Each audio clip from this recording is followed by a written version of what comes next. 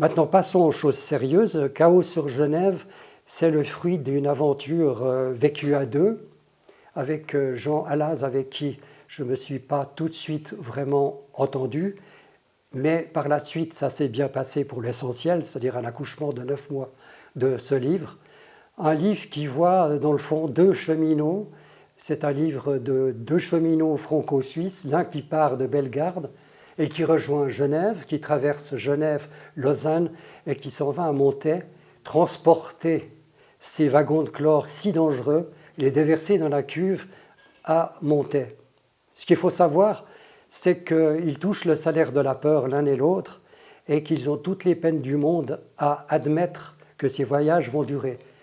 Mais d'entrée de jeu, il n'y a politiquement parlant en Suisse que les Verts libéraux qui ont essayé de cesser ce transport. Ils ne sont pas parvenus, en vain, et ils se doivent jusqu'en 2025 de circuler.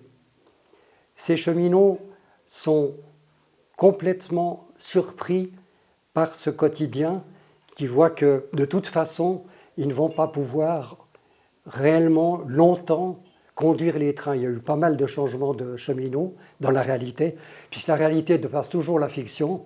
Et puis, il y a ce problème que Vanda, la fliquette à Danné-les-Saints, qui est l'un des personnages du livre, et Félix, qui mène l'enquête plutôt qu'elle dans ce livre auprès de sa radio Jet-d'eau, ces deux personnages et les deux cheminots vont donner un avant-goût de ce qui pourrait se passer, un déraillement, et surtout, et si un jour Genève se réveillait asphyxiée par un nuage de chlore. J'ai déposé un scénario avant que nous écrivions, Jean Alaz et moi, ce livre, et sont partant déjà les acteurs Jules Guy Marchand et Sonia Cardozo.